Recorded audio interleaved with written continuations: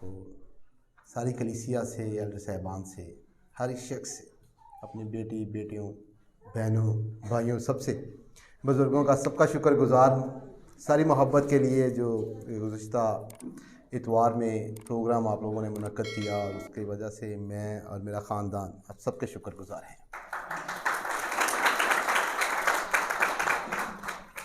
یہ روزوں کے ایام ہیں، اور روزوں کے ایام میں ہم روحانی ایکسرسائز میں سے گزرتے ہیں، جس میں ہم اپنی روزمرہ زندگی کی روٹین سے ہٹ کر اپنا وقت اور انرجی خدا کے ساتھ رفاقت رکھنے میں استعمال کرتے ہیں۔ ہم نہ صرف کھانے پینے سے روزہ رکھتے ہیں، بلکہ بہت سے وہ کام بھی ہم ان ایام میں نہیں کرتے ہیں جو ہم اپنی روزمرہ زندگی میں کرتے ہیں۔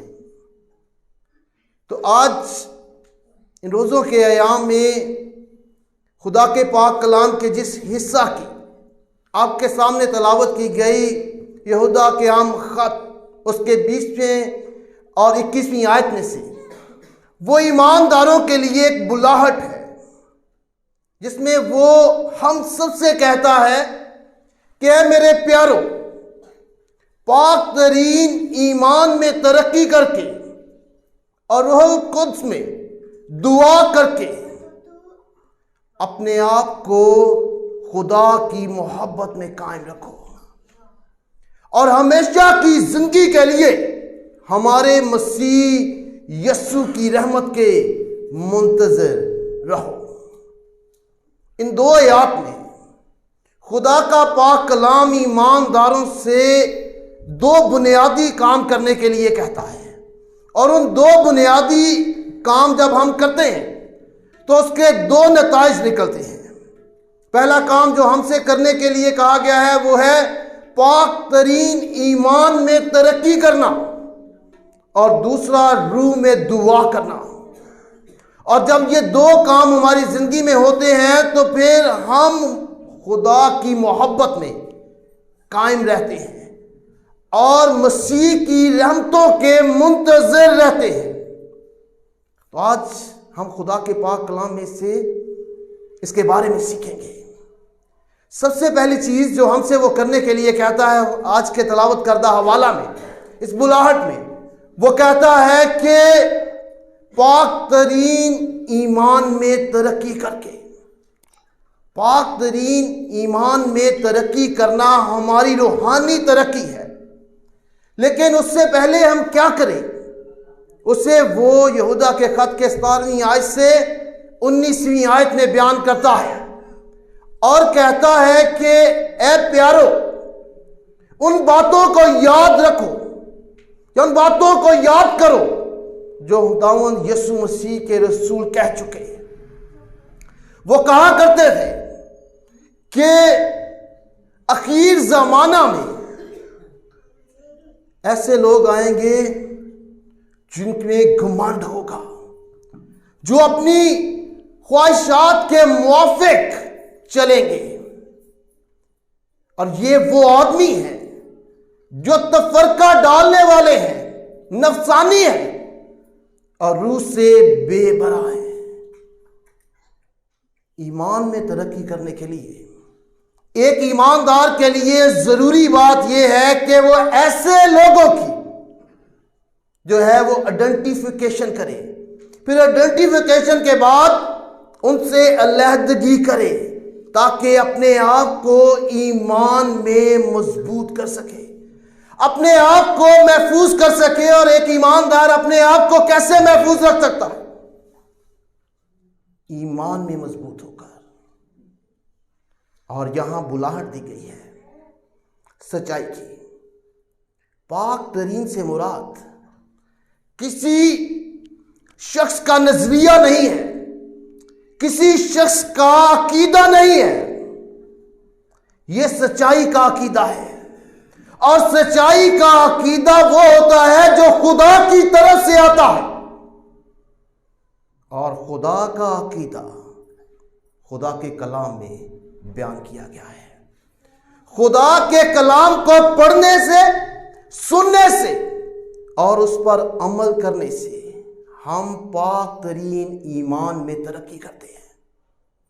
اس لیے ہمارے لیے ایمان کی کتاب اس کے 20ویں باب کی 32ویں آیت میں یہ لکھا ہے کہ اب میں خدا اور اس کے فضل کے سپرد کرتا ہوں جو تمہیں ترقی دے سکتا ہے اور تمام مقدسوں میں شریک کر کے میراث دے سکتا ہے۔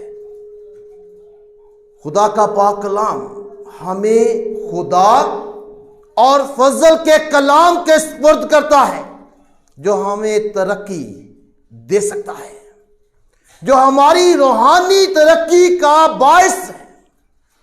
خدا کے کلام کو پڑھنے سے اور اسے اپنی زندگی میں اپلائی کرنے سے ہم روحانی ترقی کو حاصل کرتے ہیں، ہم پاک ترین ایمان میں ترقی کرتے ہیں۔ اس لیے پہلا پطرس کے 2 باب کی پہلی 2 آیات میں ہم سے کہا گیا ہے کہ پس ہر طرح کی بدخوئی، ہر طرح کی بدکاری اور ریاکاری اور حسد اور ہر طرح کی بدگوئی کو دور کر کے نوزاد بچوں کی طرح خالص دودھ کے مشتاق ہو۔ خالص دودھ کیا ہے؟ خدا کا پاک کلام، بائبل مقدس، اور اس سے ہمیں اس کا مشتاق ہونا چاہیے، جس سے ہماری روحانی ترقی ہوتی ہے، جس سے ہمارا ایمان مضبوط ہوتا ہے، ہم روحانی طور پر بڑھوتی کو حاصل کرتے ہیں۔ اگر ہم خدا کے کلام کو پڑھنے والے، پھر اسے سمجھ کر اپنی زندگی میں اپلائی کرنے والے ہیں، تو پھر ہم تقدیس کے عمل میں ہیں، ہم روحانی ترقی کے عمل میں ہیں، اور یہ عمل ہمیشہ جاری رہنا چاہیے۔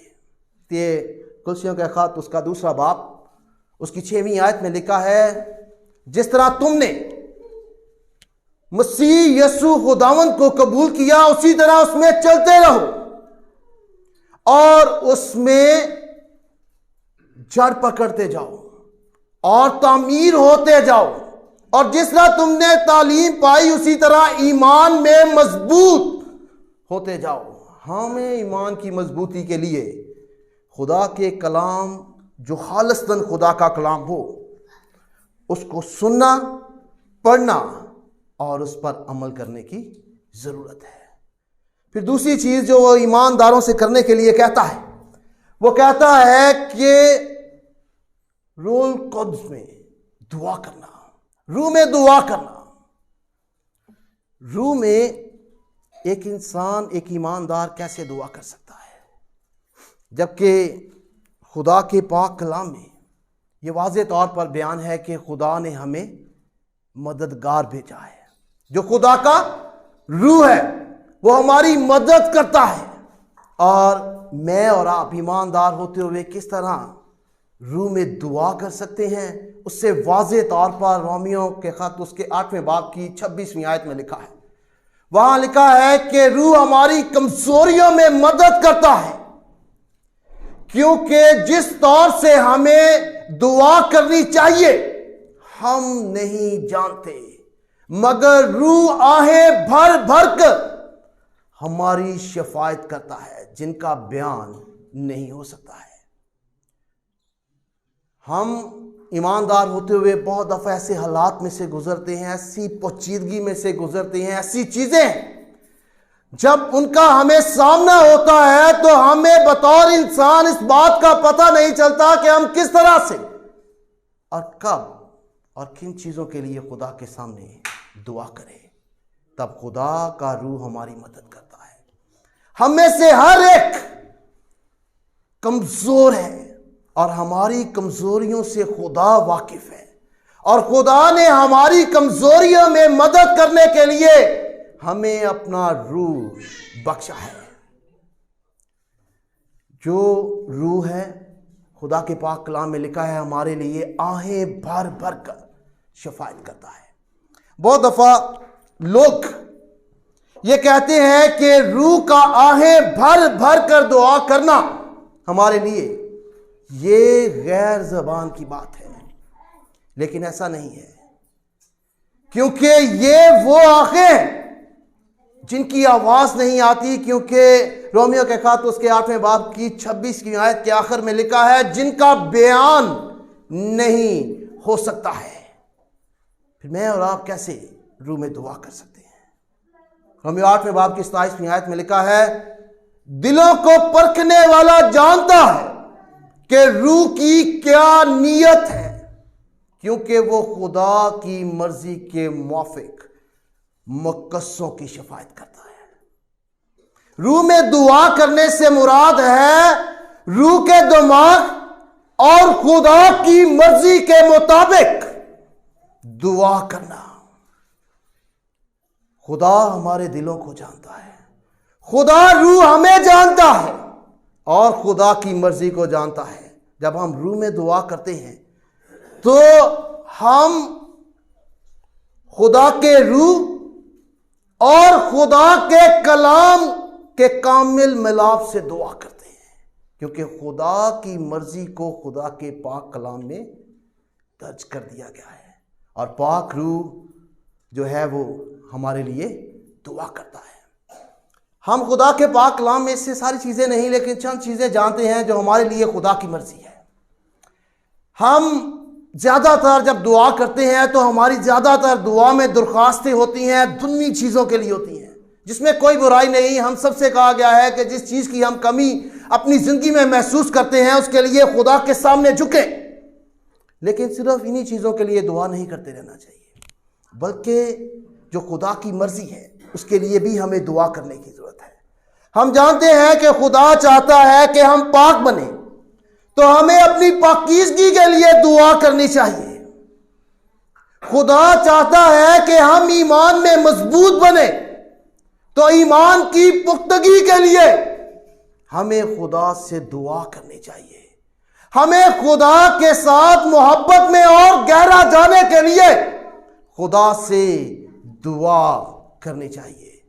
ہمیں دعا کرنی چاہیے کہ خدا کے روح کے مطابق ہم چل سکیں، خدا کی معموری میں، اس کے روح کی معموری میں زندگی بسر کرنے والے ہوں۔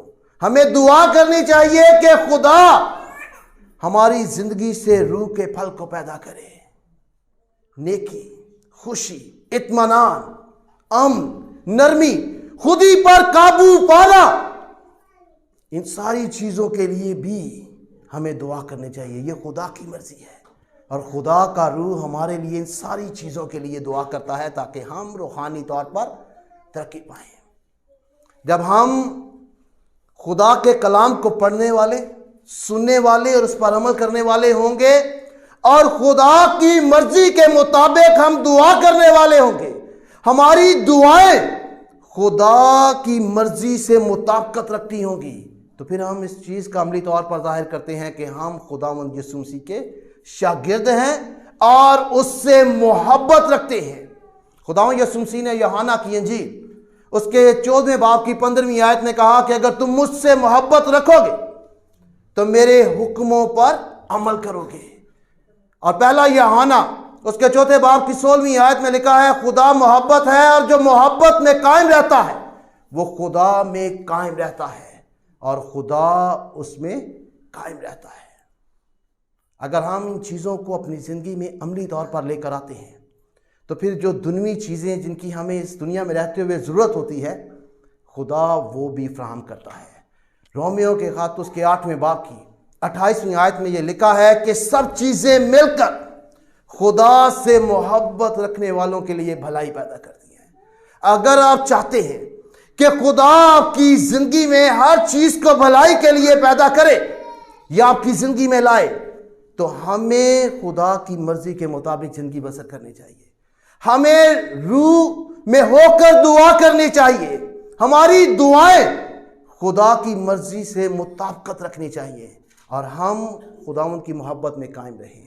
اگر ہمارا یہ مقصد ہوگا تو پھر خدا کی رحمت جو ہے وہ بھی ہم پر ہمیشہ قائم رہے گی، اور خدا جو ہے وہ ہماری زندگی میں ہر چیز کے وسیلہ سے بھلائی بھی پیدا کرے گا۔